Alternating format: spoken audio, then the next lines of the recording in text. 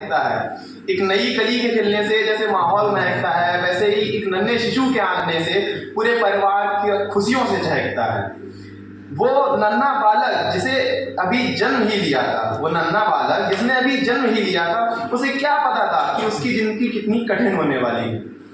उन नन्हे कंधों पर ये भारी बस्ता रहता था, उन नन्हे कंधों पर ये भारी बस्ता रहता था और होमवर्क ना करने पर मार भी खानी पड़ती थी।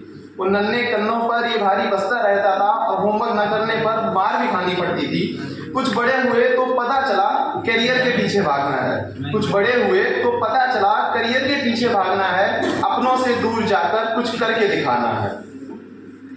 वो दिन स्कूल कॉलेज के अब भी याद आते हैं, वो दिन स्कूल कॉलेज के अब भी याद आते हैं और दोस्तों के साथ की मस्ती और वो पुराने दिन बड़ा सताते हैं।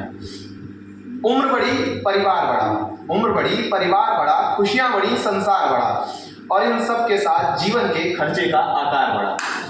उम्र बड़ी परिवार बड़ा, खुशियां बड़ी संसार बड़ा और इन सब के साथ जीवन के खर्चे का आकार बढ़ा। उम्र बढ़ती गई, समय बीतता गया, उम्र बढ़ती गई, समय बीतता गया और इस समय के साथ साथ जिम्मेदारियां बेहिसाब बढ़ती गई और इस जिम्मेदारियों की भाग दौड़ में हम ये भी भूल गए कि हमारे परिवार की खुशियां बढ़ती गई या घटती गई।